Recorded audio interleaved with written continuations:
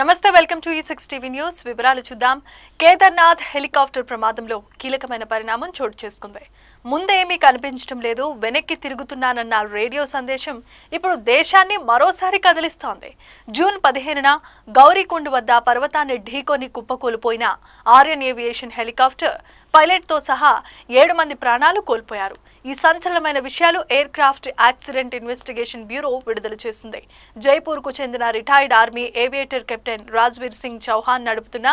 bell 407 helicopter June 15న ఉదయం 5:10కి గుప్తకాశీ నుంచి కేదార్నాథ్ బయలుదేరింది ప్రయాణికులను దించిన తర్వాత 6 యాత్రికులతో తిరుగు ప్రయాణమైంది కానీ లోయ నుంచి బయటకు వస్తున్న సమయంలో అకస్మాత్తుగా దట్టమైన మేఘాలు మార్గాన్ని మూసేశాయి మార్గం బ్లాక్ అయిపోయింది అని పైలట్ కంట్రోల్ రూమ్ కి సమాచారం అందించారు తర్వాత ఏం కనిపించడం లేదు టర్న్ అవుతున్నాను అనే చివరి వ్యాఖ్యలు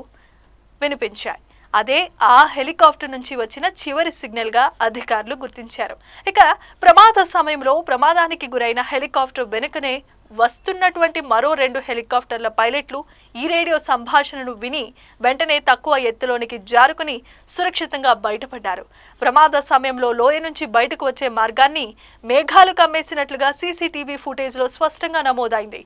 కేదార్నాథ్ హెలిప్యాడ్ వద్ద వెదర్ ఇన్స్ట్రుమెంట్ ఉన్నా అది మేఘాల కదలికలపై ఎలాంటి సమాచారం ఇవ్వలేదని ఏఏఐబి నివేదికలో స్పష్టంగా పేర్కొంది పైలట్లు కేవలం సీసీటీవీ కెమెరాలపై ఆధారపడాల్సి వచ్చిన పరిస్థితి ఉందని కూడా చెబుతోంది ఈ ప్రమాదం తర్వాత డీజీసీఏ వెంటనే కొత్త మార్గదర్శకాలను జారీ చేసింది వాతావరణ పర్యవేక్షణకు ప్రత్యేకమైన కంట్రోల్ సెంటర్ అలాగే వాతావరణ శాఖ సిబ్బందిని తప్పనిసరి చేసింది ఇక ఈ హెలికాప్టర్ ప్రమాదంపై తుది నివేదిక ఇంకా వెలువడాల్సి ఉందని ఏఐబి వెల్లడించింది ఇలాంటి మరెన్నో ఇంట్రెస్టింగ్ అప్డేట్స్ కోసం చూస్తూనే ఉండండి E6 టీవీ న్యూస్